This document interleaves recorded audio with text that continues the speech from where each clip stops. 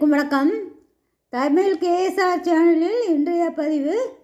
ஒவ்வொரு நாளும் பல புதுமையான தகவல்கள் கொடுக்கப்பட்டிருக்கு. இதில் ஆர்வமுள்ளவர்கள் அதை கண்டு சப்ஸ்கிரைப் பண்ணுங்கள். இன்றைய தலைப்பு கடல் கன்னிக்கு கண்டனம். சென்னையில் நடந்த ஃபேஷன் ஷோ நிகழ்ச்சியில் கடல் கன்னி உடையில் வந்த கன்னி அனைவரையும் கவர்ந்தார். அவரது உடை முழுவதும் பல வண்ண கடல் சிப்பிகள் முத்து பவளங்களால் அலங்கரிக்கப்பட்டு இருந்தது. மேலும் அதிசயமாக பிளாஸ்டிக் மீன் தொட்டி வயிற்று பகுதியில் இணைக்கப்பட்டு அதில் உயிருள்ள சிறு மீன்கள் நீந்த விடப்பட்டிருந்தன.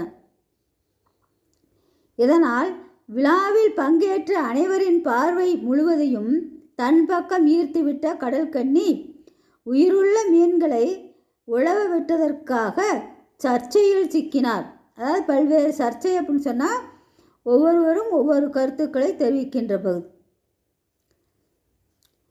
விலங்கு நல ஆர்வலர்கள் அழகிக்கு கண்டனம் தெரிவித்து வருகிறார்கள்.